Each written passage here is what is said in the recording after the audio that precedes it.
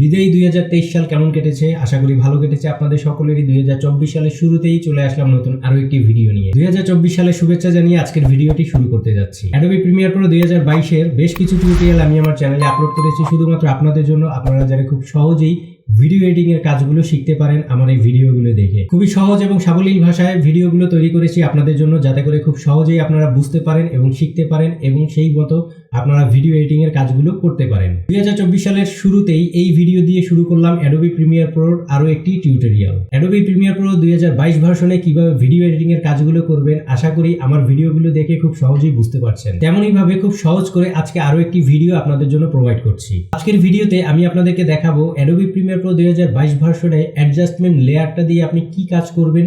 Video editing এর ক্ষেত্রে এই অ্যাডজাস্টমেন্ট লেয়ারটা আপনার কোন ধরনের কাজের জন্য আপনি ব্যবহার করবেন, এই অ্যাডজাস্টমেন্ট লেয়ারটা আসলে কি। আমি শুরুতেই বলেছি খুব সহজ এবং সাবলীল ভাষায় আমি আপনাদের সাথে এই ভিডিওগুলো শেয়ার করার চেষ্টা করছি, যাতে করে আপনারা খুব সহজেই ভিডিও এডিটিং এর কাজটি শিখতে পারেন। তো চলুন দেরি না করে আমরা সরাসরি ভিডিওতে চলে যাই এবং এই অ্যাডজাস্টমেন্ট লেয়ার দিয়ে কি কাজ করবেন ভিডিও এডিটিং এর ক্ষেত্রে সেই বিষয়টি জেনে নেই। যেহেতু আমরা অ্যাডজাস্টমেন্ট লেয়ার নিয়ে কাজ করব, আমি আজকে আপনাদেরকে দেখিয়ে দেব অ্যাডজাস্টমেন্ট লেয়ারটি কি, আসলে কি কাজে আপনি অ্যাডজাস্টমেন্ট লেয়ারটা কাজ করবে আপনার ভিডিও এডিটিং এর ক্ষেত্রে। তো চলুন বিষয়টি আমরা জেনে নেই। আমরা আমাদের একটি ভিডিওকে আমাদের প্রজেক্টে নিয়ে আসলাম। কিভাবে প্রজেক্টে নিয়ে আসবেন এবং টাইমলাইনে নিয়ে আসবেন ভিডিওগুলোকে, সেই বিষয়গুলো আমি বিগত টিউটোরিয়ালে আপনাদেরকে দেখিয়েছি। তো আমার এখানে একটা ভিডিও আমরা এখানে নিয়ে আসলাম এবং ভিডিওর সাধারণত একবারে আমরা কখনো ভিডিও শ্যুট করতে পারি না, বিভিন্ন ফুটেজ আমাদের থাকে। ধরুন আমরা একটা টিউটোরিয়াল তৈরি করব অথবা একটা ভিডিও শ্যুট করার ক্ষেত্রে একবারে আমরা ভিডিওটিকে কমপ্লিট করতে পারি না বা টিউটোরিয়ালটিকে কমপ্লিট করতে পারি না, সেক্ষেত্রে অনেকগুলো ফুটেজ হয়ে যায়। তো এই ফুটেজগুলোকে আমরা নিয়ে আসলাম আমাদের টাইমলাইনে। দেখেন এখানে অনেকগুলো ফুটেজ রয়েছে। এখন এই ফুটেজগুলোকে এখানে 1 2 3 4টা ফুটেজ রয়েছে ভিডিও।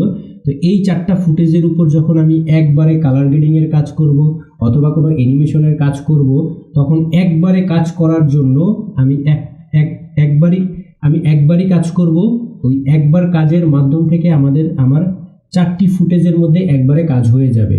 আমি কালার গ্রেডিংয়ের কাজ করি অথবা কোনো অ্যানিমেশন অ্যাড করি, সমস্ত ক্ষেত্রে একবারেই যাতে আমার কাজটা হয়ে যায়, এই কাজটাই মূলত অ্যাডজাস্টমেন্ট লেয়ারের কাজ। সাধারণত আমরা যখন একটা ফুটেজের উপরে কাজ করি, ধরুন এই ফুটেজটার উপরে আমরা কালার গ্রেডিংয়ের কাজ করব, আমরা এখান থেকে চলে গেলাম লুমেট্রিক কালার। এখান থেকে আমি কালারটাকে জাস্ট আপনাদের দেখিয়ে দিচ্ছি। আপনারা দেখতে পাচ্ছেন এখানে আমি আমার এই গ্রিনটাকে আমি বাড়িয়ে দিলাম, এখানে টিনটাকে আমি একটু করে দিলাম, রেড করে দিই যাতে বুঝতে পারবেন, একটু পিঙ্কিশ কালার আমি করে দিলাম। দেখতে পাচ্ছেন কালারটা চেঞ্জ হলো। তো এখান থেকে যখন এটা ফার্স্ট ফুটেজে আমি এডিট করেছি, সেকেন্ড ফুটেজে আমি যখন যাব, দেখতে পাচ্ছেন সেকেন্ড ফুটেজে কিন্তু আমার আগের কালার গ্রেডিংটাই রয়ে গেছে। এই ক্ষেত্রে আমরা কি করব, আমরা ব্যাকে চলে গেলাম। এই ক্ষেত্রে আমাদের 4টা ফুটেজ রয়েছে, এই 4টা ফুটেজের উপর অ্যাডজাস্টমেন্ট লেয়ার অ্যাপ্লাই করব এবং সেই অ্যাডজাস্টমেন্ট লেয়ারের উপরে আমরা কালার গ্রেডিংয়ের কাজ করব। সেক্ষেত্রে কি হবে, একবারে এক কাজেই আমার 4টা ফুটেজের এডিট হয়ে যাবে। তো কিভাবে আমরা অ্যাডজাস্টমেন্ট লেয়ার নিব আমি দেখিয়ে দিচ্ছি আপনাদেরকে। শুরুতেই আপনি আপনার প্রজেক্ট প্যানেলে চলে যাবেন। প্রজেক্ট প্যানেল খুঁজে না পেলে এখান থেকে আপনি লেফট বাটন ক্লিক করবেন মাউসের, এখান থেকে দেখতে পাচ্ছেন প্রজেক্ট, মিডিয়া ব্রাউজার, লাইব্রেরি, এখানে প্রজেক্ট প্যানেল পেয়ে যাবেন। তো এখান থেকে প্রজেক্ট প্যানেলের উপরে আপনি আপনার মাউসের রাইট বাটন ক্লিক করবেন, নিউ আইটেম চলে আসবে। নিউ আইটেমে যাওয়ার পরে সিকোয়েন্স, প্রজেক্ট, শর্টকাট আরও আছে বিভিন্ন ধরনের প্যানেল। তো আমি এখান থেকে অ্যাডজাস্টমেন্ট লেয়ার অপশনটি চলে আসবে, এটাকে আমি সিলেক্ট করব। তো সিলেক্ট করার পরে এখানে দেখতে পাচ্ছেন একটা ওয়েট হাইটের বিষয় আছে, টাইম বেজের বিষয় আছে, এক্সপেক্টেড রেশিওর বিষয় আছে। অনেক সময় দেখা যায় আপনি যদি এই অ্যাডজাস্টমেন্ট লেয়ারটা চেঞ্জ করেন, আপনার ভিডিও রেজুলেশনও চেঞ্জ হয়ে যেতে পারে।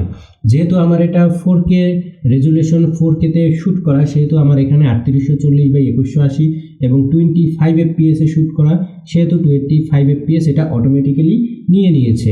তো আপনাদের ওইভাবে ভিডিওর ওয়েট এবং হাইট অনুযায়ী এবং FPS অনুযায়ী সেটা সিলেক্ট হয়ে যাবে অটোমেটিক্যালি, না হলে আপনারাও চেঞ্জ করে নিতে পারবেন। তো আমি ওকে করে দিলাম। ওকে করে দেওয়ার পরে এখানে অ্যাডজাস্টমেন্ট লেয়ারটা ডার্ক করে আমাদের টাইমলাইনে আমি নিয়ে আসলাম। নিয়ে আসার পরে কি করব, আমি এটাকে এইভাবে ধরে আমার পুরো ফুটেজটাকে আমি কভার করে ফেলবো। তো পুরো ফুটেজটাকে আমি কভার করার পরে আমি আমার অ্যাডজাস্টমেন্ট লেয়ারটাকে আমি সিলেক্ট করব। সিলেক্ট করার পরে এখান থেকে আমার যে এডিটিংয়ের কাজগুলো আছে সমস্ত কাজগুলো আমি এই অ্যাডজাস্টমেন্ট লেয়ারের উপরে করলে পরে কি হবে, এই যে 4টা আলাদা আলাদা ইন্ডিভিজুয়াল ফুটেজ রয়েছে এই ফুটেজগুলো একসাথে কভার করবে এবং একসাথে এডিট হয়ে যাবে। আমি দেখিয়ে দিচ্ছি কিভাবে। দেখেন এখানে যেহেতু টেম্পারেচার রয়েছে, এই টেম্পারেচারটাকে আমি একটু কালারটা চেঞ্জ করে দিলাম। তারপর টিন্ট রয়েছে, এটাকে আমি পিঙ্ক করে দিলাম। এরপরে স্যাচুরেশন যেটাকে রয়েছে এটাকে আমি একদম হোয়াইট করে দিলাম, তাহলে আপনারা বুঝতে পারবেন। তো এখন আশা করি বুঝতে পারবেন আগের কালারের থেকে এই কালারটার ডিফারেন্সটা। তো এখন আমি ভিডিওটা প্লে করে দেই। আপনারা দেখতে পাচ্ছেন ফার্স্ট ফুটেজে এটা আমার রানিং হচ্ছে।